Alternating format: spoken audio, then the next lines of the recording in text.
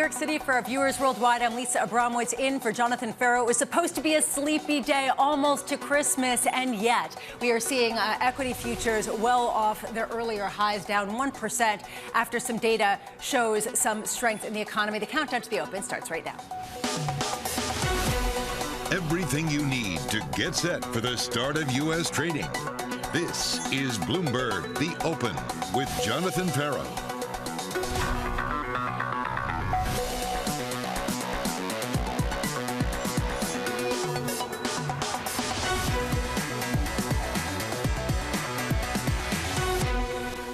We begin with the big issue, the final data points of 2022.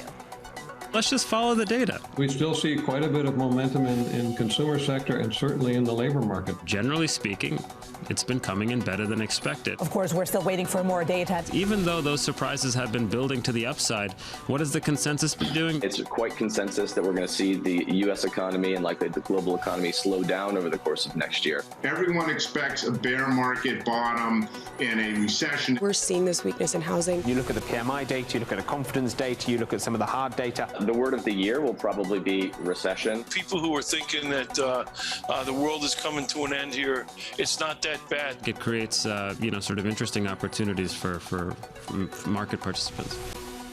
Joining us now to make sense of all the noise, RBA's Mike Contopoulos and Cameron Dawson of New Edge Wealth. Mike, I want to start with you. We were just looking at this data showing resilience. We've seen continued data showing that the economy is still chugging along, and yet markets are still not pricing in what the Fed is saying that it is going to do. Why the disconnect between Fed funds rates, where the terminal rate is in markets, and where the terminal rate is in the Fed's eyes?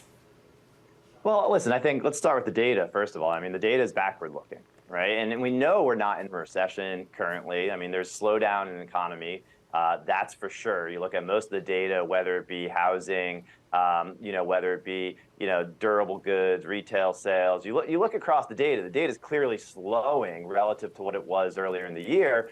It's just not terrible. Right. But markets are forward looking. Markets are thinking about how's the data going to evolve over the course of 2023.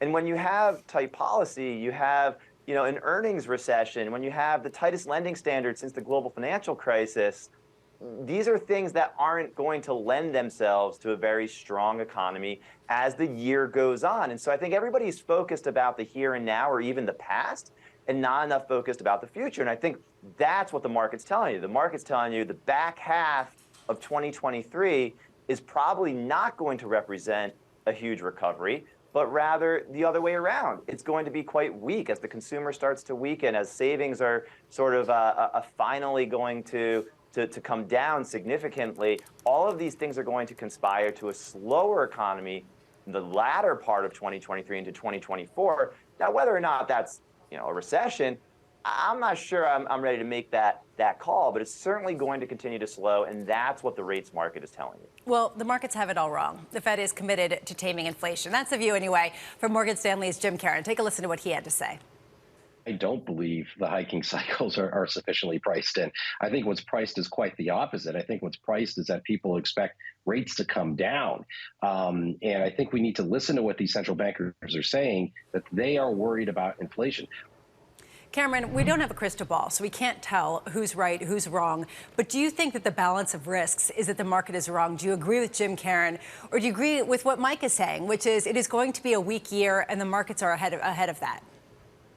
Well, let's think of it in the terms of the fixed income and bond market versus the equity market, because they are projecting two very different things, which is that the bond market is very much getting ahead of the Fed in pricing in cuts into the back half of next year, and also pricing in a really rapid deceleration into inflation. If you look at market-based inflation expectations, they have inflation exiting 2023 much closer to 2%. So that's a lot of optimism priced into the bond market on the inflation path, and yet there's a lot of pessimism priced into the bond market on the path for growth. Then when we look at equities still really haven't seen estimates get cut materially going into 2023, which may be consistent with some of the growth data that we are seeing today, meaning that as data comes in better, maybe the downside for equities is not on the EPS line as much, but more on the valuation line, because if growth continues to be resilient, it means that interest interest rates should be pressured higher, which puts more downward pressure on those PE multiples. We've been talking, Mike, with a number of fixed income investors who are seeing something similar in terms of the push-pull in risk versus rates. You were talking about how you do see a rally, particularly in the long end heading into next year, even though we already have seen a rally in the past couple of months. How much does that bleed into a favorable outlook for the risk aspect, for credit, for some of the areas that are more leveraged at a moment of potential weakness? Well, I think there's two things to talk about here too, Lisa. One is, I don't think it's an either or with the previous question. The Fed can have great inflation fighting credibility and want to hike another 50, 75 basis points more, and you could still see cuts at the end of next year. So I don't think those two things are mutually exclusive. With regards to risk and the potential for lower rates and what does that mean for risk, it doesn't mean good things. This is where I think people are going to get really tripped up. The sort of the narrative is that lower rates should be good for risk because the market has gotten so conditioned on this idea that, lower rates with decent growth is a perfect environment for risk on. But lower rates with poor growth is not a great risk environment, and spreads need to widen in credit. We think defensives and equities are going to outperform. This is very classic. I don't think it's actually anything all that different this time around. Spreads need to go wider as rates go lower. Complicating the whole picture is what's going on with China. We were talking about potential tail risks heading into 2023. A lot of people said, what happens if China reopens? Well, China is planning to cut quarantine requirements for incoming travelers, providing a boost to U.S.-listed Chinese equities ahead of the opening bell.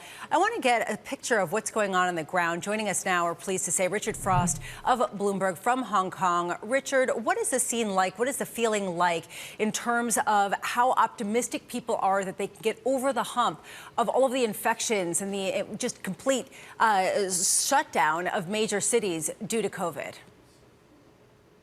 Yeah, it's quite a hump to get over. If you think a fifth of the world's population hasn't yet had COVID, and they're all going to get a huge majority of that will get COVID over the next few months. Beijing was the first city to fall. We've seen infections race through there, hospitals be overwhelmed, reports of huge long queues into morgues. Shanghai now is starting to fall. In fact, one hospital on their social media postings saying greater Shanghai area will fall. And the path to reopening is going to be an extremely difficult one, because what you're going to see, as we've seen in Beijing and Shanghai, is all activity essentially grind to a halt as people get sick. Businesses can't open. Hospitals struggle to operate because their staff is sick. Public transport starts cutting services. So China's taking a huge gamble that by essentially letting it rip through, they can get over this hump quickly. And that's what a lot of people are thinking. Richard Frost, thank you so much. Jens Nordvig, earlier this morning of Exante Data, coming on our show, talking about China's reopening and the expectation of exactly as Richard was talking about, getting over that hump, and then the economic and market impacts. He thinks they will be more concentrated and come sooner, with crude oil one fairly obvious vehicle. Cameron Dawson still with us, as well as Mike Kontopoulos.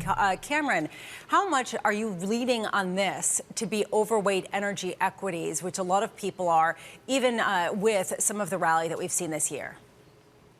I think it is a very important driver because China is the second largest importer of oil, and the majority of their oil consumption comes into transportation fuels. And so if we see them reopen and get past this hump of infections where a lot of people are not moving around, but as we get into the back half of next year, could this create greater demand for oil and exacerbate higher oil prices, which could have important impacts on U.S. markets? It's one of the reasons why we stay overweight energy, because it's essentially a hedge in the event that we see higher oil prices cause higher inflation, as well as higher inflation expectations. In that consumer confidence data yesterday, inflation expectations fell, but that's really because gasoline prices fell. If oil continues to climb again, what we could have is an increase in gasoline prices and then a falling or rising again in inflation expectations, which could pinch the consumer. Mike, how do you play this whole China reopening story, given that it seems to have happened and it's only going to accelerate as the nation gets over the hump? Yeah, we really like Chinese equities. We were very underweight China for the bulk of last year, went to equal weight just a few months ago, and then overweight a little bit more recently. And we think this reopening is an important one. You think about the three main factors for what drives equity valuations and risk. You have profits, liquidity, and then sentiment and valuation. Profit growth looks to have bottomed in China and is starting to inflect upwards. Liquidity is plentiful. And then sentiment and valuation couldn't be better. In other words, sentiment's terrible and valuation is amazing. And so as I look out at China, it's sort of the trifecta of opportunity between those three key pillars of our analysis. So we really like Chinese equities. And we think the reopening is only going to bolster that case in 2023. Is the reopening going to be inflationary, Mike, or disinflationary, deflationary, given the supply chain disruptions that will get ameliorated? Yeah, it's interesting. I mean, I think it probably tilts towards inflationary.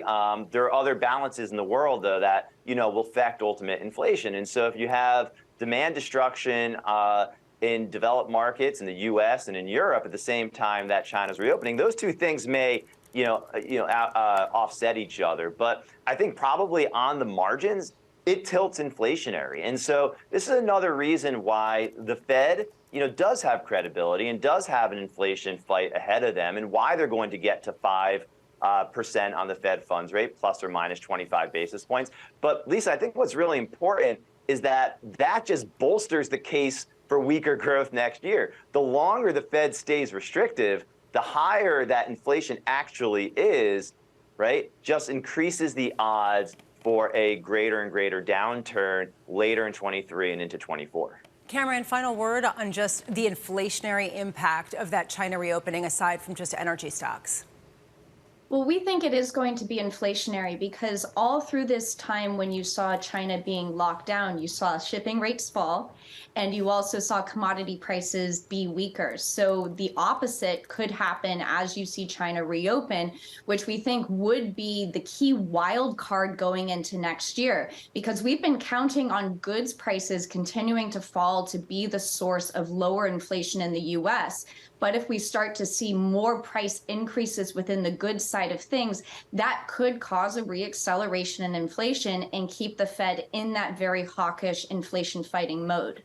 Mike Kontopoulos, Cameron Dawson, both of you are sticking with us, which we are so lucky about. Right now, let's get a look at some of the stocks moving right now ahead of the opening bell. Abigail Doolittle. Abby. Hey there, Lisa. Well, we do have one stock that's really plunging. That, of course, is CarMax. They put up a big miss for their last quarter relative to sales, 9% light, and then profits missing by 63%. This on continued weakening for the used car market. The combined wholesale and retail sales fell by almost 28%. Quote unquote, vehicle affordability seems to be the main concern of the company. The real concern for investors, though, are solvency concerns. This, as you probably know, Lisa, they are exploring ways to rework their debt. Turning to some other laggards and then a couple of winners that you all were just talking about. Starting off with Micron shares down about 4%. Their outlook is a little bit weak. They will be cutting their headcount by 10%. Investors not taking kindly to this after a somewhat messy quarter. Under Armour off of its lows down about 0.8%. They have named Stephanie Linnartz as the new CEO. She will start February 27th. She's currently the president of Marriott. And then on those China hopes and the fact that lockdowns for visitors will be quarantine, I should say, for visitors, not as dramatic, and the reopening hopes. Alibaba up 1.2%, and then Yum China up nearly 2%. That, of course, is the franchise owner of Pizza Hut, KFC, and Taco Bell in China. A reopening would probably help out those restaurants, Lisa. Abigail, thank you so much. Coming up, the U.S. doubling down on its support for Ukraine. Our two nations are allies in this battle. And next year will be a turning point. I know it. That conversation coming up next. This is Bloomberg.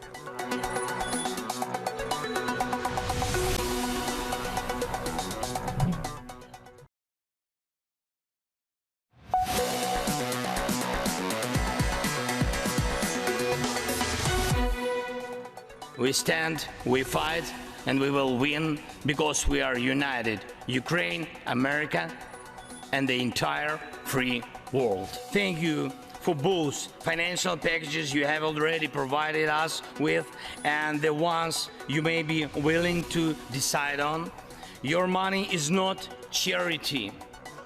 It's an investment in the global security and democracy. That was President Zelensky making his case for more aid in his war, the war, I should say, against Russia. President Biden vowing his support. The United States is committed to ensuring that the brave Ukrainian people can continue to defend their country against Russian aggressions as long as it takes. I look forward to signing the omnibus bill soon, which includes $45 billion in additional funding for Ukraine. Washington seeing some pushback from Republicans. Congressman Thomas Massie reacting to President Zelensky's remarks in a tweet. The American taxpayers have been conscripted into making welfare payments to this foreign government. This coming as Americans face higher living costs, with oil prices getting a boost from weakening dollar as well as lower stockpiles in the country. Team coverage starting right now. Emily Wilkins in Washington, Mike McClone in Miami. Emily, I want to just follow up on what we heard yesterday. We haven't gotten any kind of sense of when this omnibus package will be passed, the $1.7 trillion bill. What's the likelihood of it going through that includes that $45 billion of aid to Ukraine? I mean, right now, we were expecting to see that bill pass either last night or early this morning, but senators are wrapped up in a debate over those immigration Title 42 provisions. Remember, that's the restrictions at the border implemented during COVID. Republicans want to see them continue, and that's really what's wrapping up the spending debate right now. There is hope that a bill could potentially move later this morning through the Senate and then get through the House tomorrow before Friday's government shutdown. But obviously, time is of the essence here, and a lot of questions are being raised about exactly what that's going to mean for the funding to Ukraine. And certainly, even if that $45 billion does wind up getting to the president's desk and signed into law, this war in Ukraine does not seem to be ending anytime soon. Biden has vowed to Zelensky that the U.S. will continue to support him, but Republicans in the House are saying that they don't want to give away a blank check, and they're looking for transparency and accountability measures to go with any future spending. And one reason why is because of the elevated costs that a lot of American families have been facing, including with respect to energy, although gasoline prices have come down to an average of $3.10 in the United States, which is the lowest level since summer of last year. Mike McClone, I know that you have actually foreseen some of the declines in oil prices that we have seen going against consensus. How does that play into a winter spell that is going to be severe over the next at least a week or so, and this feeling that this war is dragging on, as well as the disruptions that it has created?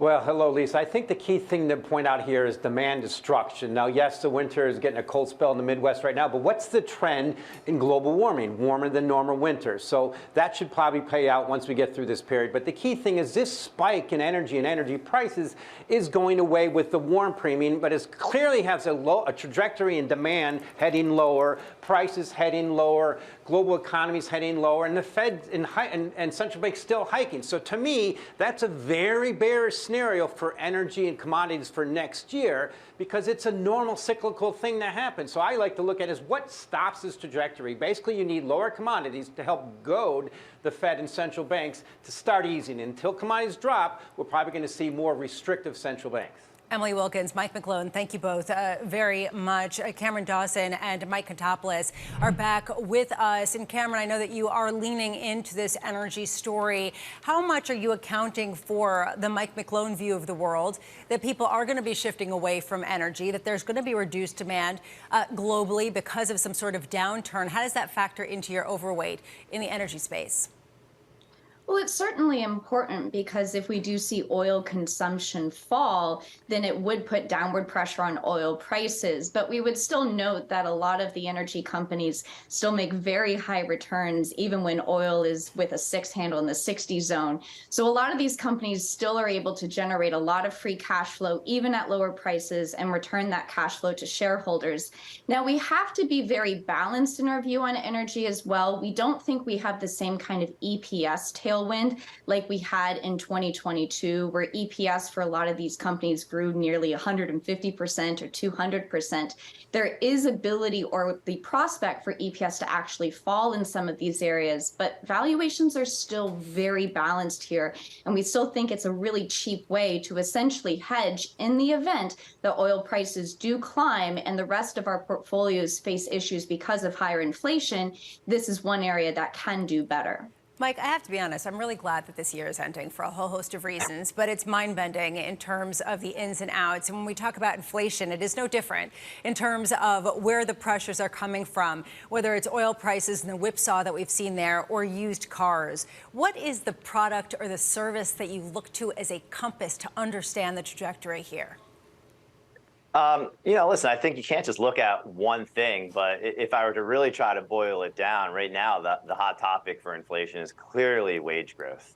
The labor market's hot, and it's been hot for a long time. I mean, it's starting to slow, and that's a good thing as far as, inflation coming down off its peak. And we do believe that it's off its peak. But, the move from 7 to 5 may be relatively easy. The move from 5 to 2 is going to be very hard. And maybe that's 4 to 2 or 4.5 to 2. But, wages are the number one thing that we're looking at. Energy matters. Housing, of course, matters. All of these things, durable goods or goods pricing matter. But really it comes down to wage growth in the jobs market and how that evolves over 2023. And do you think that there's a wage spiral, Mike? Listen, I don't think there's quite the wage price spiral that you had in the 1970s. That doesn't exist today, and so I'm optimistic that we won't get to that point, and that wage growth should start to slow pretty meaningfully, and that will avoid the wage price spiral that we saw a few decades ago. So I'm optimistic there, but it's going to be a lot harder than I think is appreciated. Mike Contopoulos, Cameron Dawson, both of you, happy holidays. Have a wonderful new year. Thank you so much for all of your contributions. Coming up, the morning calls, and later, Academy's Peter Scheer warning of deflation, contrary to a lot of what people are saying. That conversation coming up around the opening bell. From New York, this is Bloomberg.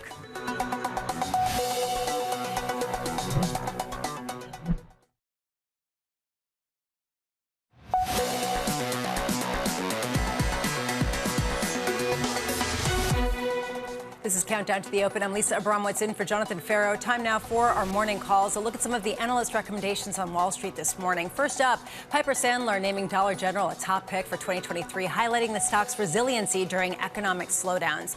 Next, Needham cutting their EPS estimates on Apple for next year, pointing to weakening consumer demand trends and supply headwinds. And finally, Morgan Stanley cutting its Micron price target down to $46, saying the company's weak earnings show the large gap between supply and demand. Coming up, more on that Micron earnings and just 6 trading days left in the worst year for stocks since 2008. This is Bloomberg.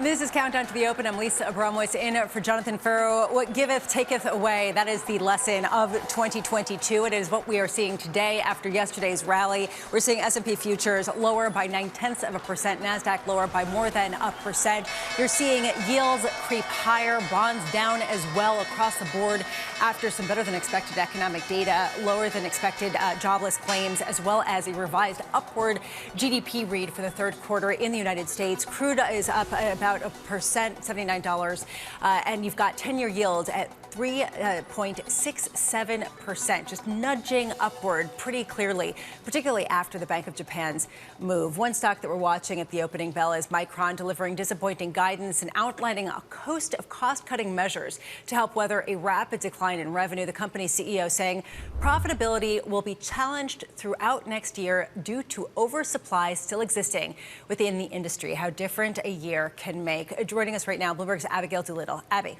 Well, Lisa, this is not necessarily surprising because, of course, at the beginning of the pandemic, there was the supply issues that really put the chip makers and memory makers in a position of a boom. Well, with every boom comes the bust, and this has been it. The stock down sharply on the year, heading to its worst year since 2015. And the memory part of the chip industry is very cyclical. So this last quarter where they reported a lack of profitability or a loss, not necessarily surprising. And then that idea that they're going to stay unprofitable going into 2023. 2023, the guidance really kind of disappointing. They are looking at $3.6 billion to $4 billion for the upcoming quarter, the current quarter.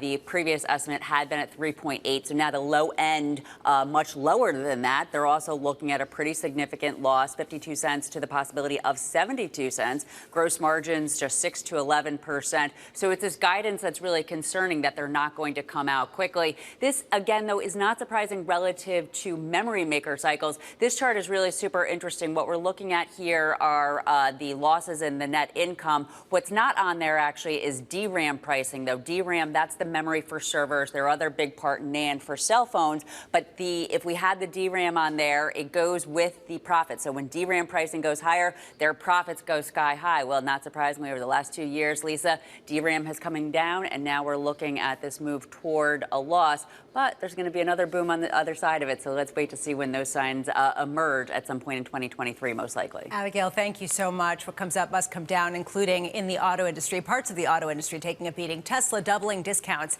on its 2 cheapest models amid weakening demand, and CarMax, we've been talking about it all morning, plunging after the earnings that it reported were far short of already gloomy estimates. Joining us now, Bloomberg's Ed Ludlow in London. Ed, I want to start with Tesla and the discounts. Sure. How unusual was that? What was the indication?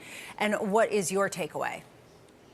It is unusual. It's not part of Tesla and Elon Musk's playbook to do such an obvious and strong discount, $7,500 discount on Model Y and Model 3 through the year end in the United States. That's double what they were offering. You have to take into account the delay from the Treasury Department in line with the Inflation Act's new rules on battery composition and origins, which would have capped the tax credit available to U.S. consumers at around $37.50 anyway here in the United States. We're down for a 5th day on this stock, Lisa. Bit longest streak of declines since October, holding at that November 2020 low. The question we're asking ourselves, of course, is one of demand. Is this indicative of some slippage in demand? It's not entirely new insofar as that Tesla has cut prices and, as Bloomberg reported, cut production in China. And we asked the same question then. Of course, we'll have to wait until earnings in the coming weeks and months to get a clear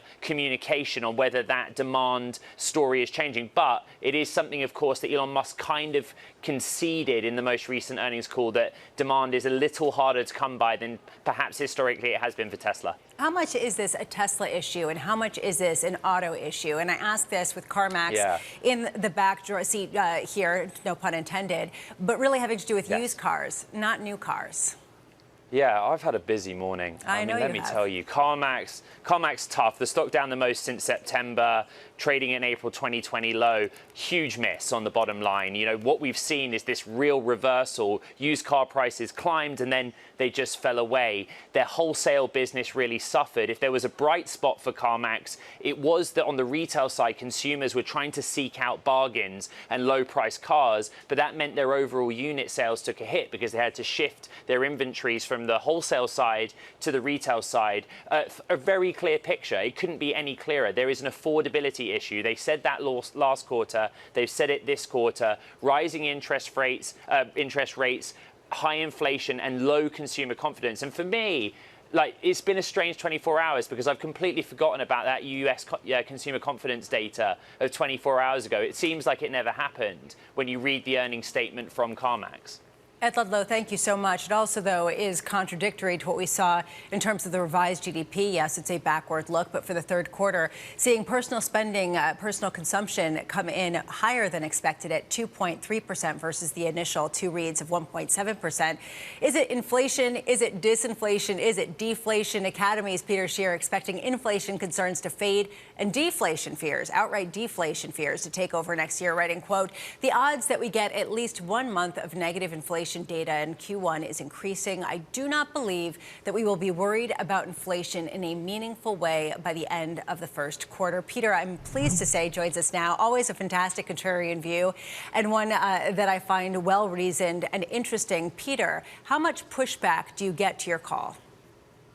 I've been getting a fair bit, but just the previous segment that you were on, a couple of things. MRSP on new cars is actually the average price was below that. So you're seeing what was first a used car issue start filtering into the new car. I think that's with Tesla. And then on the semiconductors, I keep harping on this issue that the disruptive economy was a powerful driver of semiconductor demand, right? They wanted chips, they needed servers, they needed all these things. And as funding has dried up for those types of companies, it's going to feed into that part of this sector. So I'm very bearish on Q1. I think we're going to have a much worse recession than consensus. We were speaking with Mike Kontopoulos earlier of RBA, and he was saying, yeah, but, and that's what a lot of people are saying. We hear you on the good side, on the services side, on the wage side. You're seeing that inflation stay put and actually accelerate. How do you push back against that, particularly when you see that this latest revised data on the GDP shows that the core PCE, that key metric, was revised upward, not downward? So I'm not so worried about current PC. Two things I look at is, one, a lot of people miss the goods equation, right? They mistook excess demand and pent-up demand for ongoing growth in consumption. That's already over on the good side. I think we're going to see a very similar thing on the services side. It's not going to be as dramatic, but there is a lot of catch-up. People haven't seen family and friends in years because of COVID, and certainly not at the frequency they once did. So there's a catch-up. I think some of that goes. And when I look at the jobs data, I think, yes, there's wage pressure at the low end, but I think where you're starting to see the firings and the layoffs are going to be these middle management type jobs, these $80,000 to $100,000 jobs. And those aren't going to be replaced easily. Those people are going to be out of work and looking for work in a struggling market. So this is going to be much more not just about number of jobs, but the types of jobs lost times the average wage. And that's going to be, I think, the disconnect people miss. They're going to keep looking at average wage of the overall market, which is rising, but that's driven by the low end wages right now. I gather that you think the market is right in this differential between where the market sees a terminal rate and where the Fed sees a terminal rate. Am I correct? Yes, I think the Fed, it's wishful thinking that they can get to 5.1%. They're going to keep, trying to harp on that. We've got 6 more weeks of data. I expect more and more earnings warnings, things like we're hearing this morning, are going to impact both actual inflation and the market's perception of where it's headed. So do you believe in this consensus call that we're going to have a bad first half with a really recessionary kind of conditions that lead to a positive environment for bonds, a negative environment for stocks, and then you get a reversal as we head into the end of the year? So I hate to be consensus. So I think the only thing I can say is I think it's actually going to be worse in Q1 than people are talking. We're going to break through the lows of October and November on stocks. We're going to see new low yields. We're going to have a first really good risk off type trade. So I think you see 10-year treasuries maybe down at 320. Along with much weaker stocks. This is going to be a real recession fear. It's not going to be a minor recession. There's going to be a lot of discussion, and I don't think it turns around quite as quickly as people do. Here's my pushback. The Bank of Japan. Everyone was talking about how they could see yields in the 10-year going back down to maybe 3.1%, which is far off where it had been, unless the Bank of Japan abandons its yield curve control. And it seems like that's looking more likely than ever. The market hasn't responded as much as I would have expected. Have you been surprised by that?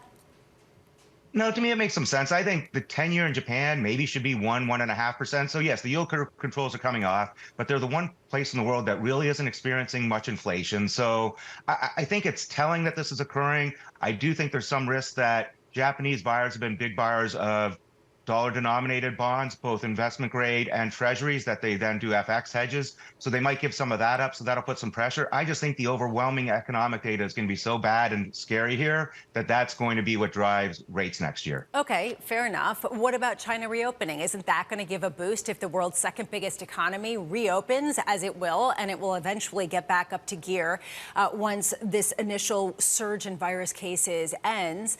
Isn't that enough to create some momentum to keep it going and not necessarily cause the dire situation that you're painting? I'm not sure how we flood the world with more goods that we don't already need is going to be that helpful. So, yeah, if China really had strong domestic demand, that would be great. I don't see that being a huge driver. And I think all this continues to do is put pressure on the supply chains that we've already overbought. We've seen inventories go up. Everything I see in terms of retail sales right now is sale prices, discounts. I think there's still Cyber Monday discounts being extended for the 3rd or 4th week, right? So I think things are very weak there. I don't see this China coming back online as any huge boom for demand. And I keep watching oil very, very closely, right? It's kind of the one thing that rules them all. All these things should be driving oil prices higher, and we're not seeing that right now. So I think real demand is dropping quickly. What do you make then of Nike and FedEx earnings? Again, FedEx had a really bad quarter, the last one. They bounced around. I think, listen, it's not going to be universal, and there are catch-up. There are things. There's where people are built. So I think this is going to be much more a tech-led problem. So it's going to be the flood of the problems with disruptive. I'm talking to some people, and if you go back to 2015, 16, the economic problems could be really, really tied to energy. That spread out to the rest of the world. I think we're going to see a very similar thing right now, and it's tied to big tech. It's tied to the semiconductors. It's tied to all those disruptive industries. So they're going to be by far the laggards, and other industries can do well, and there's going to be companies that do well in periods. Peter Scheer, you'll be sticking with us. Coming up, we'll have a discussion about the crypto universe. Sam Bankman-Fried arriving in New York. If he's around, it may be easier for John Ray and the bankruptcy professionals to get more information from him. Having said that, if he takes the Fifth Amendment, then it might not be any easier. That conversation coming up next, as well as the fallout in the crypto industry. This is Bloomberg.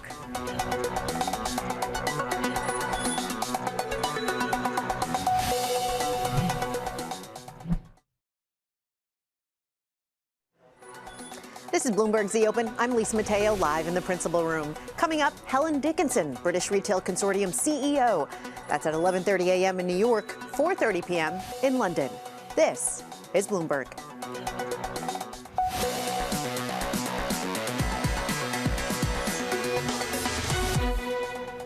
I don't think anybody has any idea what the FTT tokens are worth or what the intrinsic value of FTX really is. I don't think anyone has a handle on the liabilities. We've heard 8 billion, I've heard 9 billion, and we've also heard a million different creditors. If he's around, it may be easier for John Ray and the bankruptcy professionals to get more information from him. Having said that, if he takes the Fifth Amendment, then it might not be any easier.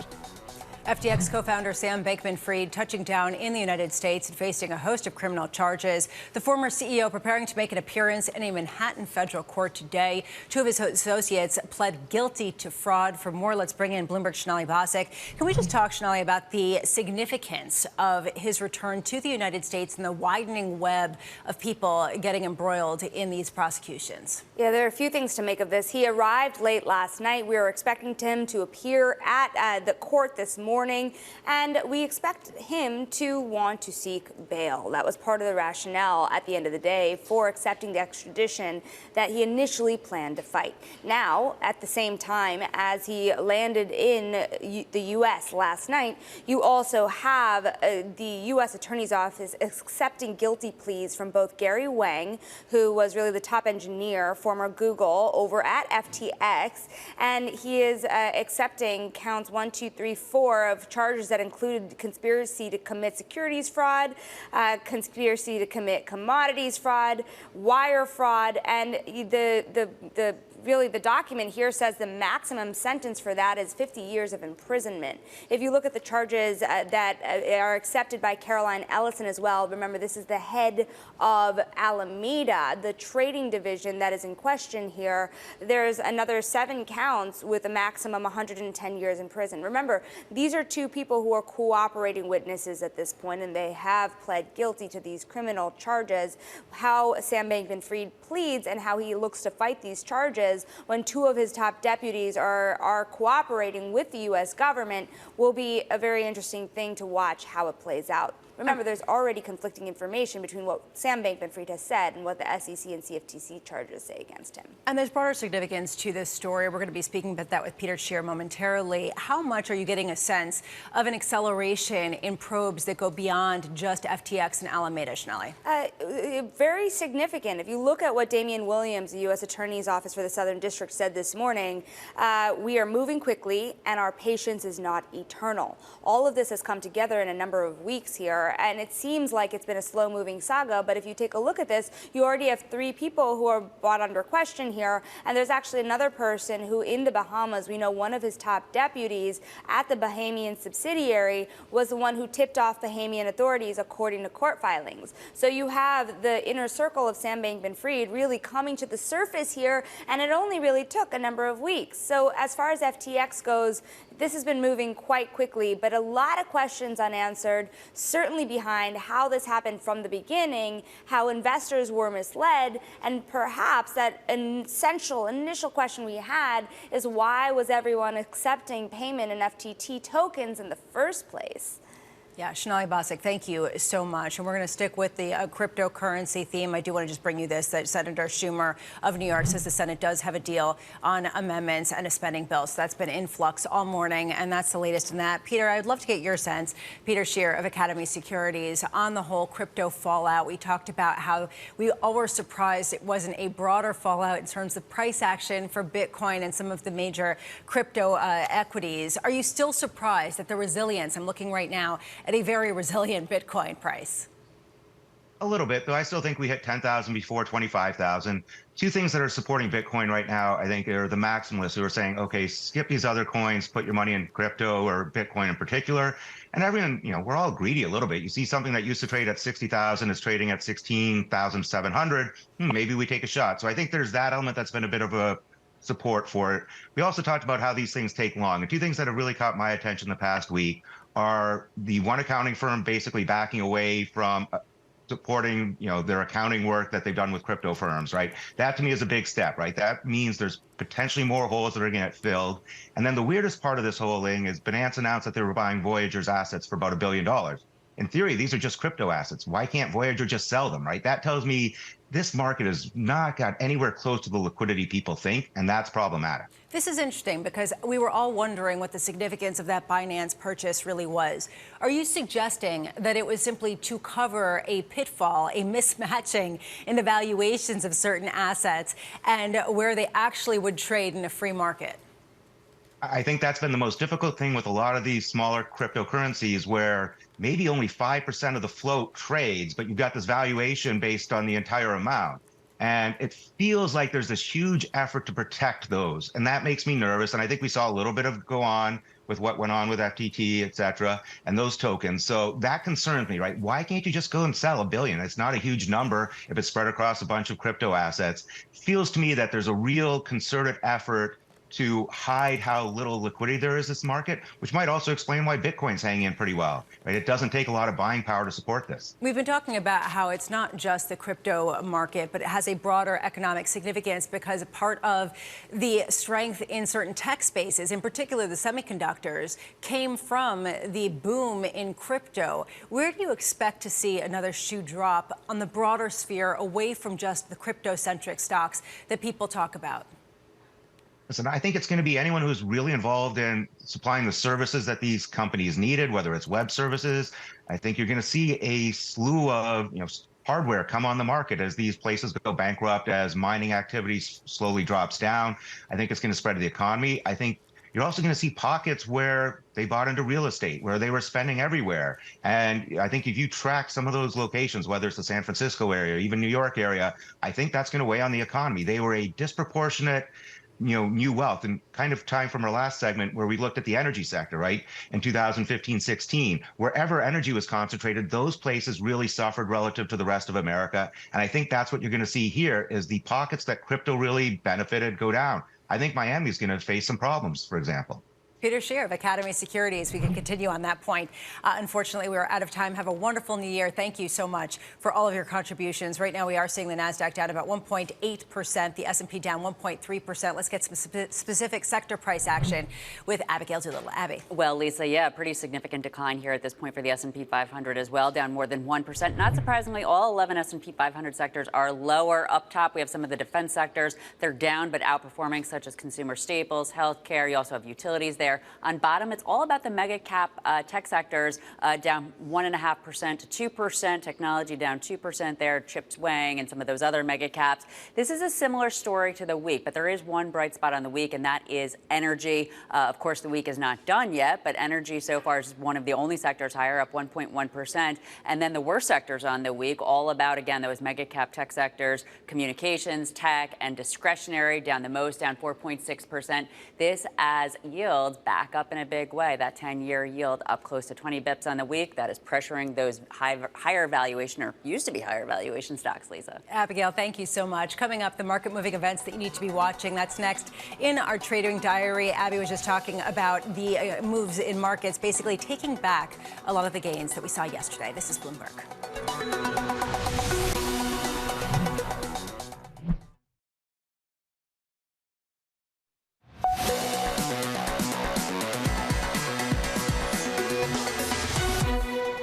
26 minutes into the trading session, time now for the trading diary. You need to be watching through next week. Durable goods and personal income and spending numbers, we get them tomorrow, plus the UMich Consumer Sentiment Survey and new home sales to round out the week. Markets closed on Monday for Christmas. Wholesale inventory is coming on Tuesday. And finally, another round of jobless claims on Thursday. Right now, we are continuing to see red across the board with the NASDAQ down 1.8%, the S&P down 1.3% on stronger than expected economic data. This was Countdown to the Open. This is Bloomberg.